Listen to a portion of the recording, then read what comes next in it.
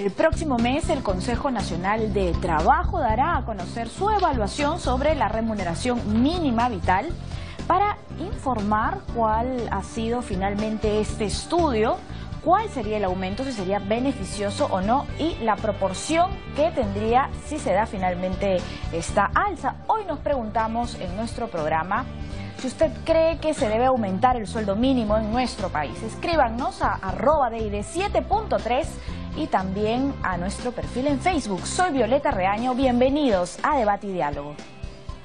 Evaluemos un aumento de sueldo. La economía se está recuperando. En vez de aumento deben dar bonos e incentivos a los trabajadores. No es el mejor momento para un aumento. Hace 34 meses no hay una variación de la remuneración Las mínima MIPES vital. deben estar exentas. El reajuste debe ser por regiones. El aumento del sueldo mínimo incrementará la informalidad.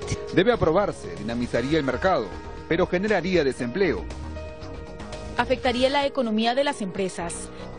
El dinero no alcanza para la canasta básica familiar. La decisión debe tomarse de manera sensata. ¿Debe aumentarse la remuneración mínima vital?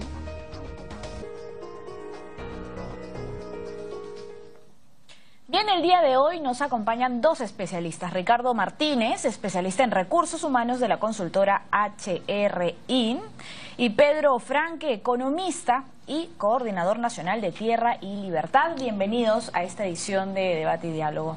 Gracias. Tenemos una pregunta general que iremos desglosando a lo largo de esta hora de programa. ¿Se debería aumentar la remuneración mínima vital? ¿Qué es lo que opina al respecto Ricardo Martínez? Yo creo que el término de la discusión está más en si es relevante o no aumentar la remuneración mínima vital. ¿Es relevante? Yo creo que no. De cada 100 trabajadores, 80 trabajadores son trabajadores informales. De esos 80 trabajadores, más del 90% pertenecen a microempresas y a pequeñas empresas con seguramente escaso acceso a una remuneración mínima vital, tal cual está ahora. O sea que estamos legislando para un 20%. Ese 20% debe ser aproximadamente unas 4 millones de personas que están en planillas. De esos 4 millones, 180.000 perciben el sueldo mínimo vital. O sea, si tomamos en consideración, digamos, la PEA general, que este año debe estar alrededor de los 17, 18 millones de personas, estamos legislando para el 1%. La mitad de los cuales, además, o cerca de la mitad, viven en Lima. Con lo cual es una ley limeña con muy poco efecto si lo que se quiere es incrementar el consumo. Hasta centralista lo acaba de decir, ¿no? Sin decirlo. Sí, y estos son datos, no son opiniones, son datos. Bien, Pedro Franque, ¿qué nos dice? ¿Se estaría legislando solo para 180.000 peruanos que perciben el sueldo mínimo? Mira, en primer lugar yo creo que hay que establecer que es válido la regulación de la remuneración mínima y que el Estado debe regular el funcionamiento de la economía y del mercado laboral, ¿no? El día de hoy el presidente de la República ha dado un mensaje en el cual dice, bueno, no podemos hacer esto con la empresa porque la empresa puede reclamarnos internacionalmente. Y yo creo que ese es un error, ¿no? Uno podría discutir el caso específico de Tía María, pero en general yo creo que el Estado debe y tiene la capacidad de regular la economía y de poner los parámetros que corresponden, ¿no? Podríamos tener un debate también de otra hora sobre ese tema, ¿no? Pero claro, enfocándonos nuevamente al sueldo mínimo en el Perú. Claro, es básico, porque hay gente que piensa que el Estado no debe hacer nada en la economía y no debe haber remuneración mínima y todo debe quedar a lo que diga la empresa, ¿no? Como en este caso, ¿cuántos meses se suspende el proyecto? Bueno, depende de lo que diga la Sauder, ¿no? Yo creo que el Estado debe orientar la economía, ¿no? Y yo creo que en parte lo que dice aquí el doctor es verdad, pero hay un tema que ha estado trabajado también en la economía, que es, mira, cuando tú aumentas el sueldo mínimo, no solamente afectas a los que están en el borde del sueldo mínimo, ¿no? Sino que de alguna manera afecta el conjunto de la escala salarial, ¿no? Empuja los salarios en general hacia el alza, digamos. Y como estaba ahí una de las preguntas ahí en el comienzo del programa, yo creo que una de las cosas que ha estado planteando el gobierno ahorita es aumentar la demanda agregada, ¿no? La economía está creciendo poco y lo que conviene en términos de macroeconomía es aumentar la demanda agregada, ¿no? Por eso es que ha habido medidas como, por ejemplo, se está discutiendo todo este tema de las ratificaciones o la CTS, ¿no? Dinamizar, si uno dice, claro, ¿no? dinamizar. ¿Cuánta gente gana CTS? Bueno, efectivamente, el, no sé, 80% de trabajadores informales no tiene CTS, pero de todas maneras los que la tienen sí implica una dinamización de la economía, ¿no? Ahora, definitivamente el tema del salario mínimo deberíamos discutirlo dentro de un marco mayor de la política laboral, porque creo que aisladamente es una medida muy parcial, ¿no? Uno debería ver, bueno, en general, qué pasa con las relaciones laborales entre trabajadores y empresas, cómo esa negociación colectiva se mejora para que los trabajadores tengan mejores condiciones de trabajo. Yo creo que eso tiene que ver también con una propuesta económica global, ¿no? En estas situaciones, ¿qué es lo que nos conviene, ¿no? Y yo creo que hay que potenciar el capital humano y el mercado interno. Y a eso juega un aumento de los salarios, de la política laboral en general, dentro de los cuales el aumento de la remuneración mínima yo creo que debería ser una parte, ¿no? ¿Está de acuerdo con lo que nos acaba de comentar Pedro Franque, el señor Ricardo Martínez? Concuerdo en que una meta del gobierno, que tiene que ser así, es incrementar la demanda. Es un mercado que se mueve mucho por consumo interno y este año sin duda ha habido un frenón en el tema de consumo. Pero si fuese el tema de cómo mejorar digamos, la demanda, cómo incrementar el consumo, esta medida tiene un efecto muy relativo, porque afecta básicamente al 1% de la pega. A pesar que entiendo que efectivamente sí empuja ciertos parámetros a otros, ¿no? Pero aún así, dado el universo tan pequeño a lo que afecta, es un empuje casi irrelevante. Pero por otro lado, yo diría que si el tema es incrementar la demanda agregada, hay otros medios mucho más eficientes como para poder hacerlo, o más eficaces. Por ejemplo, rebajar el IGB. Eso es un impacto directo en la demanda. Es un tema que incluso se estaba revisando en el gobierno. Entiendo que no ha habido mucho mayor avance. Otros temas como por ejemplo el tema del impuesto a la renta, que afecta a la totalidad de personas que están en el mercado formal, que son bastante más de los 180.000. Entonces, hay otras medidas mucho más efectivas si lo que se intenta es dinamizar la demanda. Entonces, por el lado de la demanda, yo la verdad que no lo veo. De repente, si lo enfocamos desde un punto de recursos humanos, yo creo que más que un tema de demanda, hay un tema de cómo mejorar la productividad general de las compañías. Y en ese tema, incrementar el sueldo mínimo tiene un efecto prácticamente nulo. Y de hecho, en algunos casos, hasta contraproducente por su impacto en informalidad. Aumentar la remuneración mínima vital es una medida, o podría ser una medida contra la desigualdad, también considerando que el sueldo mínimo en nuestro país es uno de los más bajos de la región. ¿Qué nos dice Pedro Franque al respecto? Bueno, creo que definitivamente sí, ¿no? Tendríamos que considerar aquí además que, digamos, los salarios como proporción del Producto Bruto Interno hace 20 años eran 30%, hoy son 21%. O sea, los trabajadores han perdido 9% de la torta global. Y esto se debe a que durante todos los años de crecimiento económico ha habido un crecimiento económico sostenido, ha habido un aumento de la productividad, pero los salarios se han quedado rezagados. Y ahorita estamos hablando, como decía la propaganda de los 34 meses, ¿no? Lo del aviso de ustedes, ¿no? 34 meses sin aumento de la remuneración mínima vital, tiempo en el cual, uno, ha habido inflación, los precios han subido. O sea, el salario mínimo vital de hoy serán los mismos 750 soles que hace 34 meses, pero no se compra lo mismo. La canasta básica familiar, se compra menos, ¿me explico? Entonces el valor real de los salarios ha bajado. La productividad ha aumentado, quiere decir, ya las empresas están produciendo más que antes, lo cual quiere decir que también tienen mayor capacidad económica de caja para pagar un poco más, ¿no? Y finalmente, efectivamente, yo creo que tanto en el tema de la demanda agregada, que debería ir acompañada de otras medidas, ¿no? Uno dice, ¿solo la remuneración mínima vital para aumentar la demanda agregada? No, hay que aumentar el gasto público, hay que mejorar el sueldo de los maestros, hay que hacer más infraestructura, y yo creo que también hay que ver una política más global de sueldos y salarios, dentro de los cuales creo que la negociación colectiva para los trabajadores formales es importante, hay que promover que los trabajadores puedan lograr mejores condiciones, y parte de eso debe estar vinculado efectivamente a incentivos a la productividad y a un mejor clima laboral y que se promueva la productividad en las empresas. Creo que eso es válido. Pero de alguna manera también la gente se siente incentivada a trabajar más y se siente mejor pagada, digamos, ¿no? Y creo que ese es un factor importante, ¿no? En términos económicos hay digamos, una de las razones por las cuales Joseph Stiglitz ganó el Premio Nobel de Economía es precisamente por un modelo económico que él inventó, digamos, de su creación, en la cual él explica cómo el salario también es un factor que impulsa a los trabajadores a producir más, ¿no? Entonces, creo que es un factor también importante. El empuje es casi irrelevante, nos dijo Pedro Franque. A ver si nos puede explicar un poco. Nos dijo Ricardo Martínez, a ver si usted nos puede explicar un poquito más por qué sería tan irrelevante. A ver, hablemos primero del tema de justicia. Yo sin duda no puedo estar más en acuerdo con que es importante los salarios más justos hacia los trabajadores, pero eso tiene que estar directamente amarrado con la productividad. No puede estar, en una empresa moderna los sueldos van amarrados con la productividad individual de la persona y con la productividad de la compañía. Del mismo cuero salen las correas. Yo diría que, para ponerlo en perspectiva, en este país más del 99% de empresas son micro y pequeñas empresas, con un enorme porcentaje de informalidad. Esas empresas no tienen ningún acceso al sueldo mínimo vital. De hecho, incrementarlo mañana no va a significar seguramente la inmensa mayoría ningún incremento salarial. Con lo cual, el efecto en la mayoría de trabajadores del país va a ser absolutamente nulo. Y por otro lado, tú mencionaste, Violeta, que el sueldo mínimo vital del Perú es uno de los más bajos de la región. También es relativo, fíjate.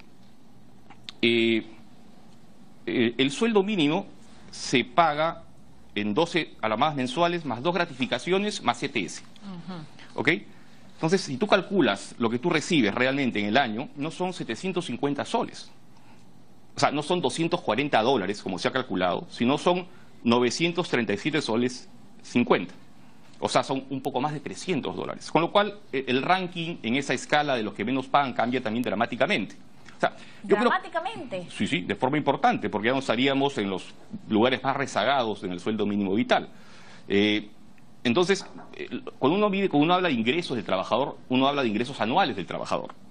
Mañana puedo decir que en lugar de pagar 14 sueldos al año, paguemos 28 sueldos al año. Y no significa por eso que el sueldo mínimo vital se vaya a reducir a la mitad. ¿Me explico? Entonces, es la masa monetaria que uno se lleva al bolsillo en el transcurso de un año. Si lo calculas de esa manera, para poder comparar con otros países, nuestro sueldo mínimo vital pasa a $300 y un poquito más, 302 o 303, según cómo esté el tipo de cambio, de manera automática. Entonces, pero aún así sigue siendo irrelevante, porque esos $300 los perciben 180.000 personas, no lo percibe más gente. Entonces, el factor de igualdad, que considero que siempre es importante, estoy de acuerdo con eso, con Pedro, no es un factor que esté en consideración a través de un aumento de la remuneración mínima vital. Bien, nos vamos a una pausa, pero volvemos para seguir hablando de este tema. Pausa y regresamos con más en Debate y Diálogo. Escríbanos a nuestras redes sociales. ¿Usted cree que se debe aumentar el sueldo mínimo? Esperamos sus respuestas y comentarios. Ya volvemos. Regresamos con Debate y Diálogo. El día de hoy nos acompañan Ricardo Martínez, especialista en recursos humanos de la consultora HRIN, y Pedro Franque, economista y coordinador nacional de Tierra y Libertad. Antes de continuar en este bloque, con este debate, esta conversación, este diálogo, vamos a presentar una breve información sobre el tema. Adelante. El próximo 18 de junio, el Consejo Nacional del Trabajo dará a conocer la evaluación sobre la remuneración mínima vital, con el objetivo de determinar si es posible realizar un aumento y, de darse, establecer en qué proporción sería, mientras que la mayoría de empresarios se muestra en contra del alza de la remuneración mínima, basados en que se reduciría el empleo y aumentaría la informalidad. Los gremios sindicales, como la Confederación General de Trabajadores del Perú, CGTP, argumentan que el sueldo mínimo no va de acuerdo con el costo de la canasta básica familiar actual, que estiman asciende a 1.500 soles. El salario mínimo peruano es considerado el segundo más bajo de Sudamérica, por encima de Bolivia, según un estudio de la Organización para la Cooperación y el Desarrollo Económico. Cabe recordar que en el año 2000 el sueldo mínimo era de 410 soles, en 2005 de 500, mientras que al final de la gestión anterior, en el 2011, la remuneración mínima se situaba en 600 nuevos soles. Bien, hemos escuchado en esta información que la canasta básica familiar actual se estima asciende a 1.500 soles, ¿verdad? De subirse, de aumentarse este sueldo mínimo en nuestro país, ¿a cuánto debería aumentarse? ¿Cuál sería el porcentaje más adecuado, el porcentaje ideal? Pedro Franque. Mira, yo quería retomar lo que decía aquí el doctor, en el sentido de, es verdad, económicamente de algún cuero, ¿no es cierto? ¿Cómo tienen que salir las correas? No, pero justamente el dato que yo les di antes es del cuero nacional, ¿no es cierto? Antes salía 30% para los trabajadores, ahora sale 21% para los trabajadores. Quiere decir que, digamos, solamente si quisiéramos restablecer la proporción que teníamos 20 años atrás, ¿no? El sueldo mínimo, el sueldo de los trabajadores en general, en realidad no el sueldo mínimo, debería aumentar pues significativamente, digamos, ¿no? Más o menos en un 40%, ¿no? Ahora, esto en parte debería ser a través del salario mínimo, en parte. Como digo, en buena parte yo creo que también tiene que salir a partir de la negociación colectiva y de pactos por rama o por empresa. ¿Por qué? Porque también es verdad efectivamente que hay muchas realidades distintas, ¿no? Una cosa es una empresa con alta productividad que puede tener muchas más posibilidades, otra cosa son empresas con baja productividad. Y también es verdad que hay que enfrentar el tema de la informalidad, lo cual requiere un esfuerzo de promoción del empleo en sectores intensivos en trabajo, como la agricultura, como la industria, como los servicios, como el turismo, ¿no? Entonces yo quiero insistir aquí en que lo que hay que ver es una política un poco más integral, dentro de lo cual el Estado lo que tiene que hacer es promover el empleo, promover un aumento general de salarios, y el salario mínimo es una parte de una política global, dentro de lo cual incluso el tema de nuevos mecanismos de incentivo a la productividad deben jugar, ¿no? Pero yo creo que analizarlo aisladamente se puede, porque como digo, efectivamente los salarios se han achicado, tenemos 34 meses sin ajuste, entonces un cálculo básico es repongamos la inflación y el aumento de productividad. De hecho, me parece que hay un acuerdo del Consejo Nacional de Trabajo de hace varios años que decía, bueno, el reajuste básico económicamente es, mira, si ya fijamos un nivel, reajústalo por inflación y por productividad, y eso ahorita debe dar un reajuste por lo menos 10 a 15%, lo mínimo, ¿no? Solamente para, digamos, ponernos al nivel, recuperar lo que había, digamos, en términos relativos hace 34 meses, ¿no? Y en relación pero yo con creo la que hay que canasta recuperar básica familiar, claro, a eso te permite, eso probablemente va a estar todavía lejos de los 1.500 soles, digamos, ¿no? Yo creo que ahí hay un trecho por recuperar que, como te digo, tiene que ver incluso con un deterioro de los salarios que viene de hace más o menos 20 años, ¿no? En la historia de los salarios en el Perú, lo que hay es una abrupta caída de los salarios reales entre los 80s y 90s, con la hiperinflación de Alan García, ese fenómeno que ya casi no nos acordamos, ¿no? Y de ahí los salarios se quedaron aguantados, como quien dice, ¿no? Si uno ve los gráficos internacionales, los gráficos estadísticos, ve que los salarios se han quedado rezagados hace mucho tiempo, y entonces deberíamos pensar en recuperar un poquito lo que perdimos en el pasado, ¿no? Entonces, se pueden hacer, como digo, cálculos que yo creo que deberían implicar un aumento mínimo para recuperar la inflación y la productividad que ha habido en los últimos 34 meses, y yo creo que habría que empujarlos un poco más para comenzar a ponernos a tono con lo que tuvimos hace unos 20 años, digamos, ¿no? ¿Qué nos dice Ricardo Martínez? A ver, de los últimos 15 años de esta parte, la clase media en el Perú se ha multiplicado por 5. Esa clase, lo que antes era un 15%, por allí de clase media, ahora es casi la mitad del país que está en la clase media. La clase media no percibe el sueldo mínimo vital. Y de hecho en la clase media normalmente trabaja no solamente una persona, trabaja el padre, trabaja la madre. En algunos casos también trabajan hijos o hermanos. Pero yo creo que la canasta familiar, si ese es el punto, no pasa necesariamente porque el sueldo mínimo la cubra. La canasta familiar es eso, una canasta familiar, una canasta que sostiene a la familia. Yo más bien diría que desde una óptica de recursos humanos, el tema pasa por cómo incrementar la productividad en el país. En un esquema de desaceleración, el juego no está en si aumento 8, 7 o 10%, o sea, porque eso es irrelevante absolutamente. El juego está qué medidas debo tomar o puedo tomar para que la productividad del país se incremente. ¿Qué medidas, por ejemplo? ¿Qué medidas propondría? Por ejemplo, si estamos hablando de cómo mejorar el acceso a un mejor sueldo de los trabajadores, hay diversas medidas en recursos humanos. Una de ellas, por ejemplo, es variabilizar los sueldos. Esto es estar dispuesto a pagar una parte del sueldo del trabajador por metas que cumpla. Por ejemplo, si mi meta es este año, que es un año de desaceleración, tener un plan de austeridad y hacer un ahorro determinado, ¿no? Digamos 100.000 soles de ahorro en la compañía. Yo debo estar dispuesto a compartir parte de ese ahorro con los trabajadores. Eso es un incremento directo al salario de las personas, pero que además definitivamente mejora también su posición de consumo. Y está directamente relacionado incremento con eficiencia, incremento con una mejora en la rentabilidad. Las empresas modernas realmente no hacen incrementos a ciegas, no hacen incrementos por antigüedad, como lo hacían antes. Hacen incrementos por el cumplimiento de objetivos. Objetivos personales y objetivos corporativos. Del mismo cuero salen las correas, a eso me refería. Entonces, yo creo que esta discusión del Consejo o de los políticos respecto a incrementar el sueldo mínimo es una discusión que está en la nube, no está aterrizada a la realidad. Vamos a dar una medida que afecta a menos del 1% de la población, cuando el otro porcentaje de la población no tiene acceso ni siquiera al sueldo mínimo vital. Te doy un dato. Ya hay regiones enteras en el país donde el ingreso promedio de la región es menor al sueldo mínimo vital. Cajamarca, por ejemplo. Apurímac, por ejemplo. Puno, por ejemplo. Son regiones en las cuales la gente no llega al sueldo mínimo vital. Esas regiones están excluidas del tema del sueldo mínimo vital. ¿Por qué? Porque no llegan a ese ingreso. Es una entelequia hablar del sueldo mínimo vital. Yo creo que enriquecería mucho más la competitividad del país, enfocar todo el esfuerzo de los gremios sindicales, por supuesto, de los empresarios, de los trabajadores no sindicalizados, a ver maneras conjuntas de mejorar la productividad. Allí agregamos valor. Y ahí es donde recursos humanos agrega valor. Bien. Le vamos a preguntar a Pedro Franque si también considera que es una entelequia hablar de la remuneración mínima vital. No, yo creo que hay una forma interesante de ponernos de acuerdo, ¿no? Porque el doctor le parece irrelevante, dice que le parece que no va a tener ningún efecto.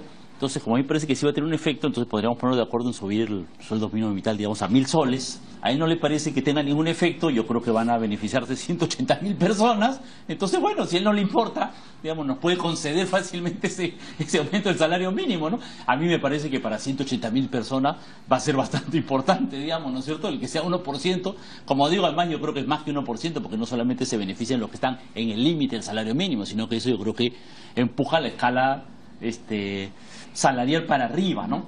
Ahora, efectivamente yo quiero insistir en esto, ¿no?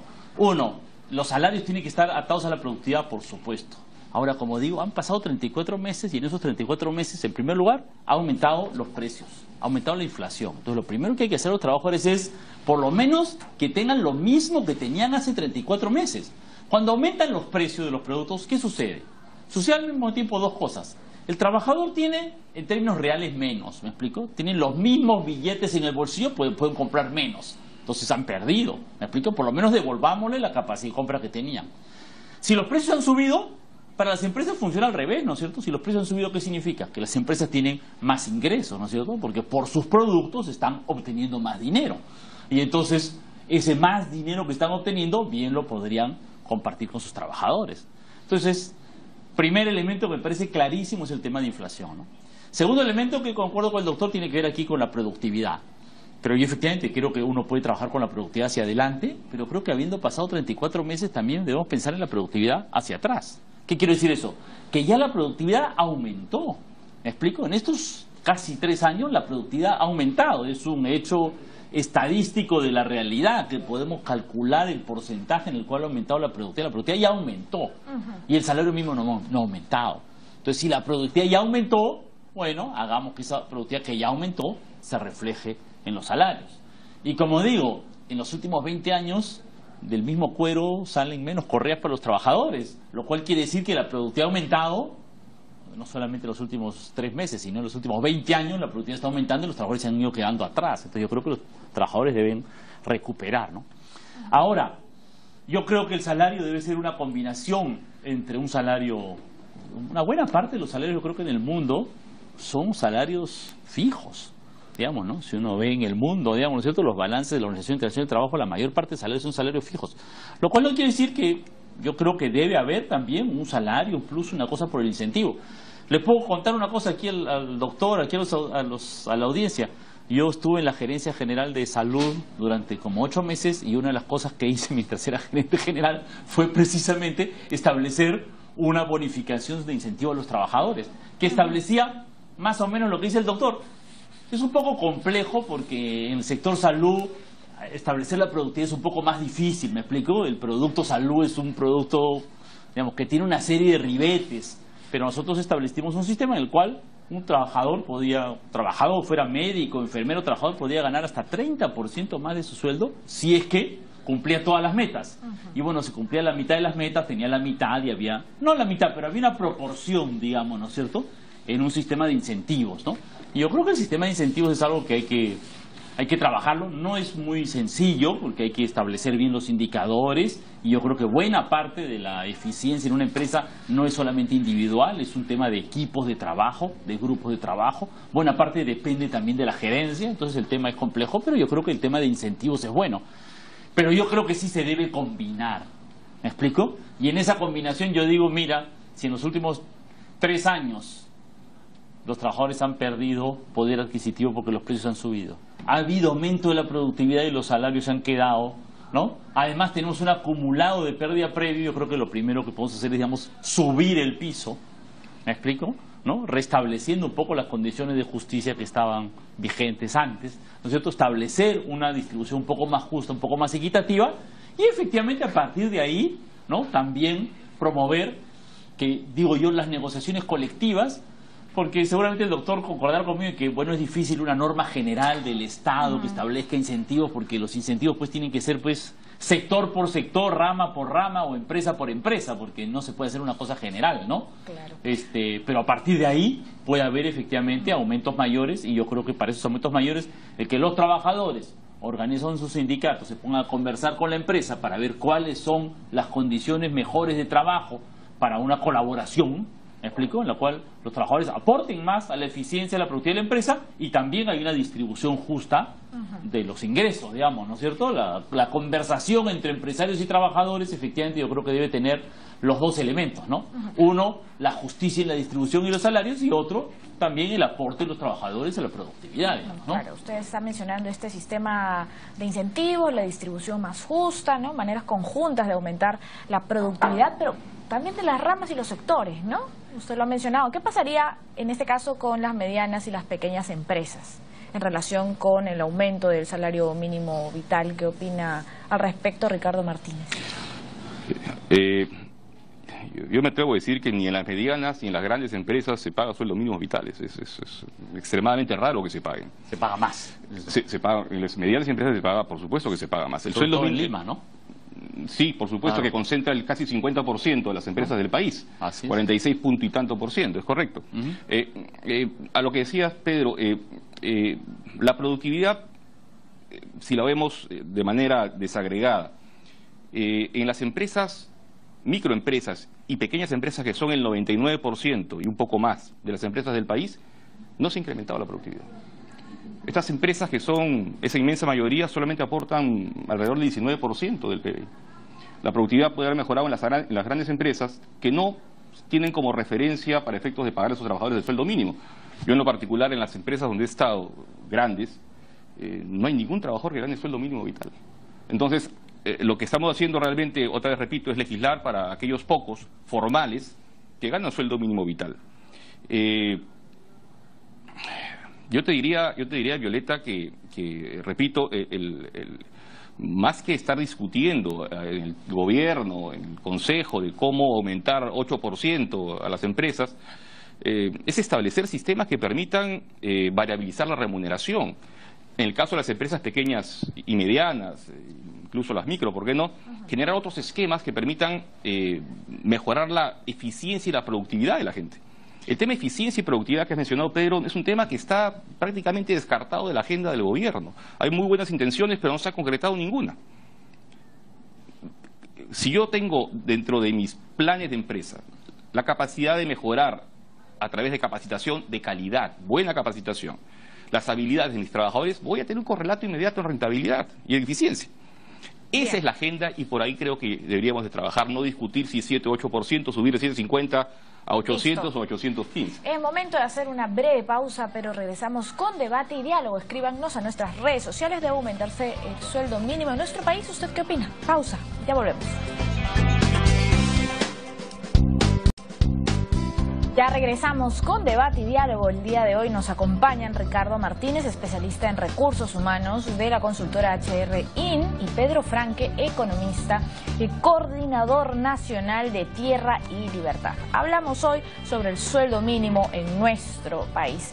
¿Habrá alguna relación entre la formalización de las empresas y este sueldo mínimo? ¿Qué nos dice Pedro Franque?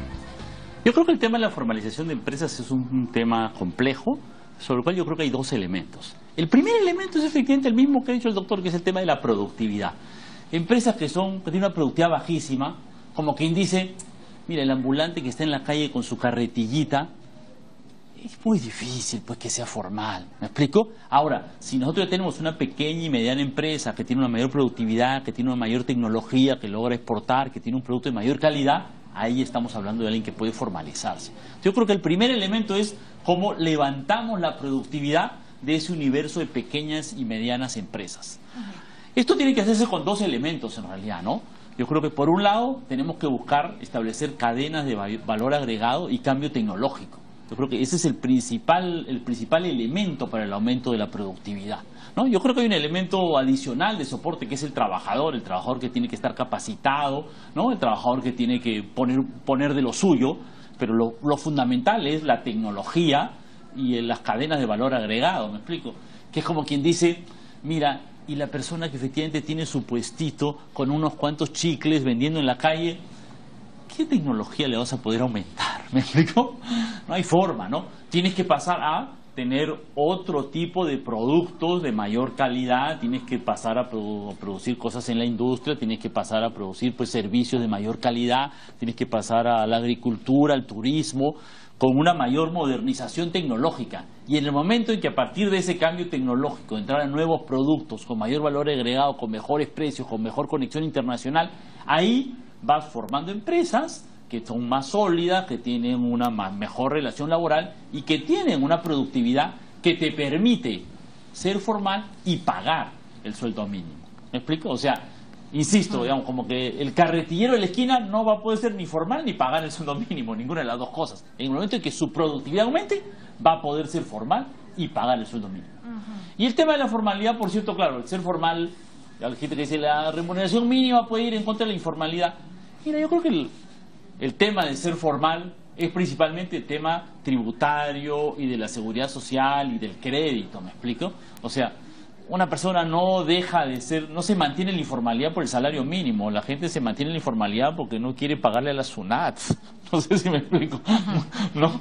Muy sencillamente, ¿no es cierto? O a la municipalidad por su licencia de funcionamiento, al costo de tener dificultades en el acceso al crédito y al costo, porque ese es el costo, ¿me explico? Y al costo de tener una serie de dificultades en su progreso. Entonces lo que yo creo que hay que hacer con ese sector es facilitarle el crédito, facilitarle el cambio tecnológico de tal manera que puedan entrar a la formalidad y cumplir un conjunto de condiciones, incluyendo las condiciones laborales que incluyen la remuneración mínima vital, pero incluyen pues las gratificaciones, los derechos laborales, la CTS, el pago de la contribución de la seguridad social, etcétera, que son sumamente importantes y sobre los cuales yo creo que el Estado debería apoyar, digamos, ¿no? Entonces yo creo que el asunto principal es cómo promover la productividad de ese sector, ¿no? ¿Qué posición tiene al respecto Ricardo Martínez? Según cómo se mida o quién lo mida, la informalidad en el país varía entre 60 y 85%. Si utilizamos los datos del INEI, es 75%.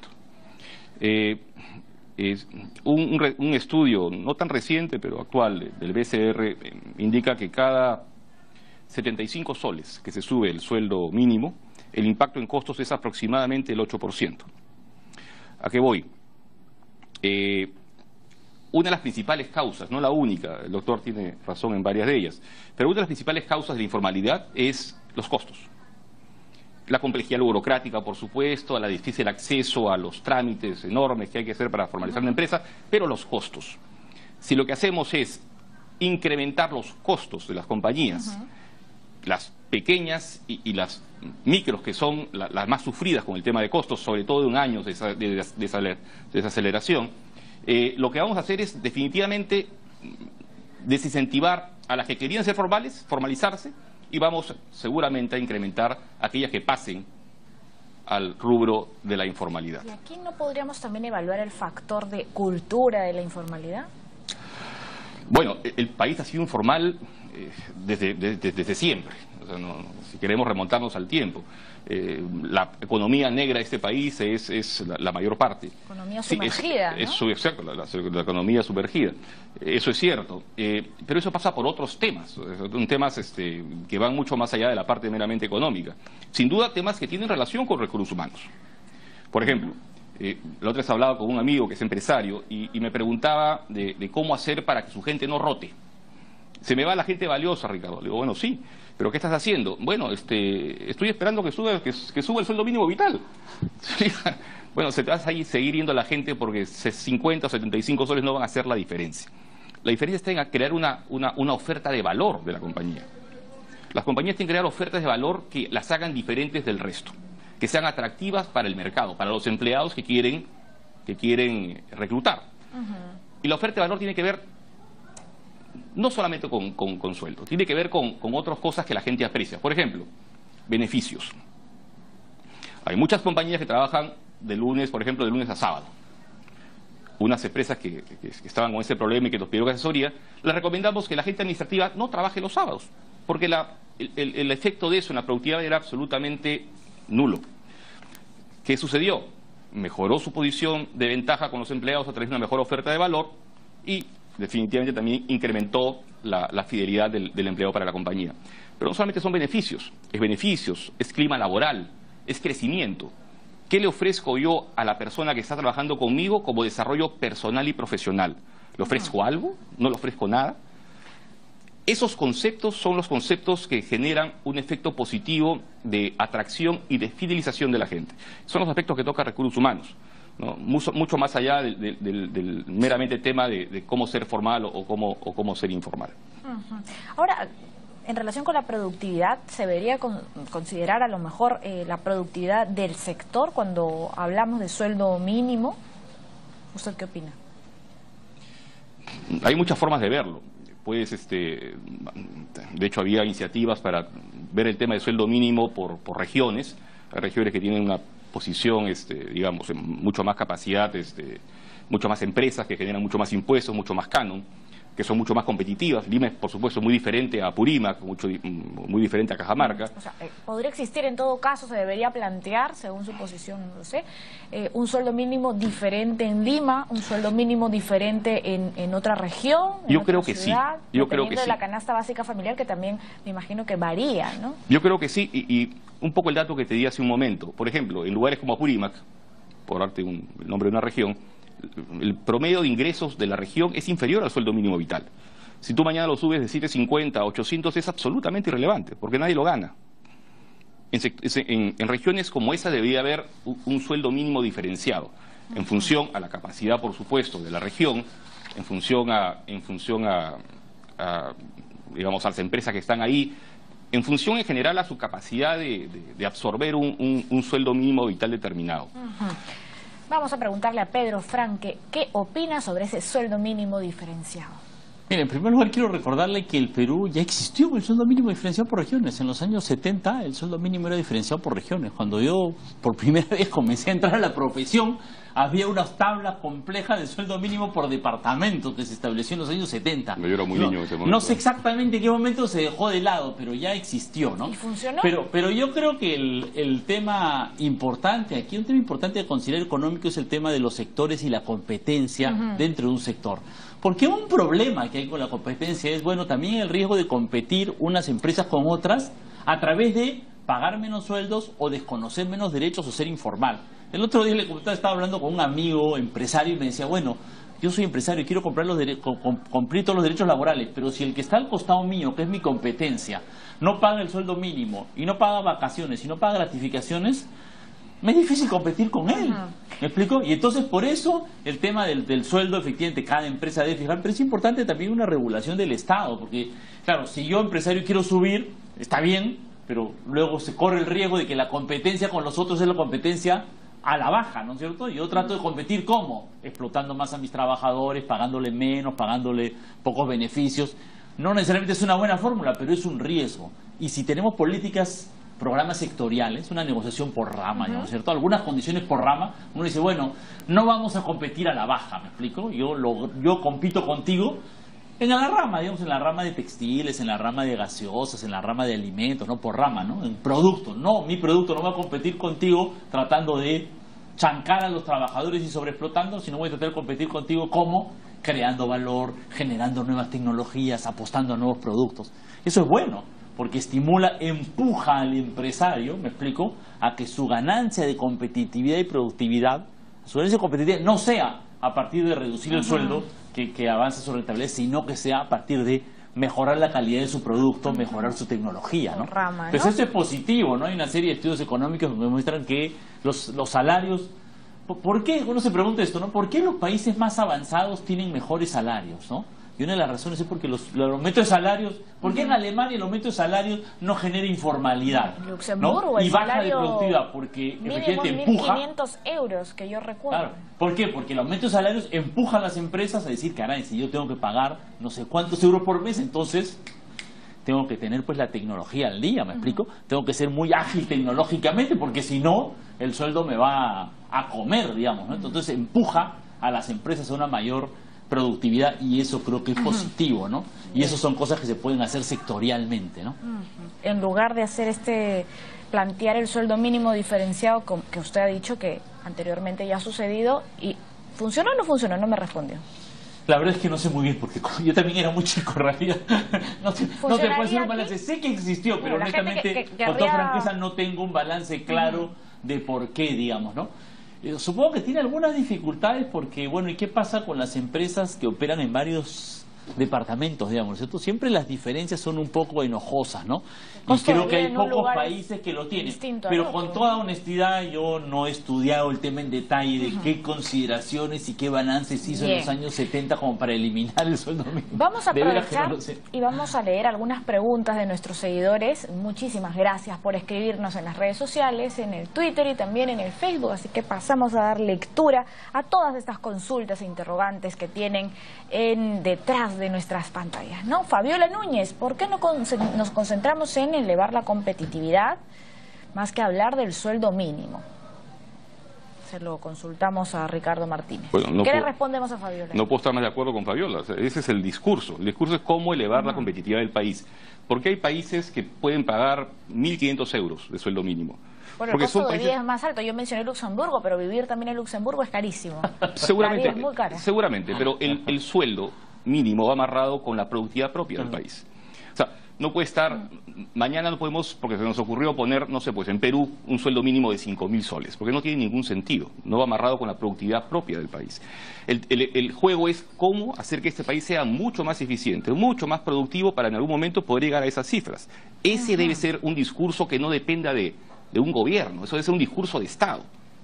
No haber marchas y contramarchas en ello. Otra pregunta.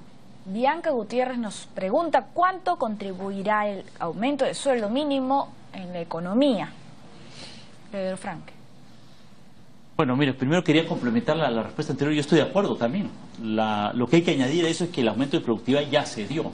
Y los trabajadores que antes tenían 30% del Producto Bruto Interno ahora tienen 21% del Producto Bruto Interno, lo cual muestra que ha habido aumento de la productividad y el salario se ha quedado atrás. ¿Me explico? Entonces lo que hablamos de aumentar los salarios es justo el discurso, solo que efectivamente no se ha cumplido. ¿Me explico? Ha habido aumento de la productividad y los salarios se han quedado atrás. Es momento de recuperar, ¿no? Ahora, ¿cuánto va a afectar el salario mínimo en la economía? En realidad, bueno, primero hay que saber cuánto se va a aumentar, ¿me explico? Depende de qué aumento haya, ¿no? En segundo lugar, yo creo que también depende de otras variables en la economía. Es difícil verlo aisladamente, ¿no? Como dice el doctor, digamos, el efecto de un aumento de salario mínimo mediano, digamos, ¿no es cierto?, a 1.000 soles, yo creo que es un aumento, será pues 0,5%, 1%, 0,5% será del PBI sobre la demanda. No tendría que ser los números, ¿no? Pero no es una cuestión demasiado grande. Ahora, el gobierno está calculando un impulso fiscal para este año de un 2% del PBI, ¿no? Entonces, digamos, aquí se puede añadir un poquito más, digamos, ¿no? Depende efectivamente de cuánto se aumenta el salario mínimo y de si hay posibilidades, si se facilita o no de que eso impacte en el resto de salarios. ¿Me explico? Si tú consideras solamente el aumento exclusivamente sobre la franja del salario mínimo, el efecto es menor. Pero es probable que esto pueda tener un efecto un poco mayor sobre los que están un poco más para arriba, ¿no? Otra consulta. Raúl Medina, muchas gracias por escribirnos y por ver el programa. Nos dice, al subir el sueldo mínimo, ¿no subirían las cosas haciendo que lo que uno gana sirva para lo mismo? Ricardo Martínez. Mira, es tan poco relevante la incidencia del sueldo mínimo en la economía. Estamos hablando que el sueldo mínimo lo perciben 180.000 personas, aproximadamente. Digamos que el aumento sea de 50 soles. Multipliquemos 180.000 por 50 para tener alguna idea de más o menos cuál va a ser el dinero que va a fluir a la economía. Para una economía de 200.000 millones de dólares como la nuestra es absolutamente irrelevante. Entonces, Yo diría que no. O sea, el efecto, a nivel de consumo es prácticamente cero. Y una forma de incrementar el precio de los productos es a través de la demanda. La demanda no se va a ver modificada por un incremento en el sueldo mínimo vital. Bien. Claudia Adela nos escribe: yo pago formalmente a la señora que hace las labores en mi casa. Si aumentan el sueldo mínimo, ya no me alcanzará para pagarle. Pedro Franque, ¿qué le podemos comentar en todo caso a Claudia Adela? Lo que podría ser, digamos, como en otros casos, es complementar eso con otras formas de remuneración o de trabajo, ¿no? Tal vez lo que pueda hacerla con esa señora es contratarla menos horas o ver alguna otra forma de hacerlo, ¿no? Ahora, yo creo que si le está pagando 750 soles, digamos, yo no creo que sea tan dramático el aumento. Como digo, el aumento del sueldo mínimo, digamos, el sueldo mínimo está congelado hace 3 años, ¿no? Entonces, digamos, si le está pagando lo mismo hace 3 años y los precios han aumentado, yo creo que debería tener en consideración ese elemento, ¿no? Me parece que es lo justo, Y también para Pedro Franque, nos dice Eric SCH, si sube el sueldo mínimo, ¿deberían subir también otras o las demás remuneraciones? Yo creo que sí, pero déjame complementar una cosa que dijo el doctor antes también, ¿no? Este tema de que tú le preguntaste, ¿el salario mínimo va a afectar la inflación? El Banco Central de Reserva ha estudiado en algún momento ese tema. ¿Por qué? Porque, bueno, el BCR tiene el mandato constitucional de vigilar por la estabilidad de precios. Entonces, en algún momento ha hecho estudios, porque en otros países también se estudia, ¿no? En Estados Unidos y otros sitios se discute, bueno, y ahorita la presión salarial va a generar una presión de precios, y para eso se han hecho algunos estudios sobre el tema. Y precisamente por eso es que hace varios años el BCR dijo, no, miren, lo que pasa es que ya ha aumentado la productividad. Entonces, si ya ha aumentado la productividad, un aumento de sueldos no va a generar un efecto sobre la inflación. No sé si me explico, ¿no es cierto? Efectivamente, el doctor tiene razón. ¿Qué pasa? Si la productividad no aumenta, estamos produciendo lo mismo y aumentan los sueldos, ahí efectivamente hay una presión de costos, hay un efecto de la presión de demanda, pero un efecto de la presión de costos, ¿no es cierto? Pero la presión de costos depende de la productividad. Si tu productividad aumenta, ¿no es cierto?, puedes aumentar los salarios sin que eso genere un aumento de los precios, porque ya estás produciendo más por cada trabajador. ¿Me explico? El que produzca más por cada trabajador tiende a permitirte que no eleves los precios. Listo, vamos a leer finalmente algunos comentarios en el Twitter y también en el Facebook. Ingeniero 1974 nos escribe: sí, debe subir cerca a la canasta esta remuneración mínima vital. Además, podría tener escalas de acuerdo al tamaño de las empresas, así sería más realista. Luego, Marco Ato nos dice: sí, debe aumentarse esta remuneración mínima siempre y cuando esté acorde a la situación para que la inflación no se exceda. Más comentarios. Oscar Enrique: debería subir el sueldo mínimo porque sería un monto fijo que uno sabe que siempre recibirá. Silver Jorge: sería inconveniente.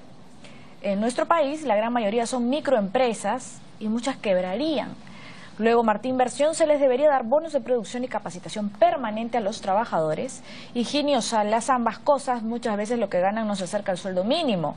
Hablamos de aumento de remuneración mínima vital y también de incentivos. Estos incentivos irían de acuerdo a cada empresa. Bien, estos han sido los comentarios en nuestras redes sociales.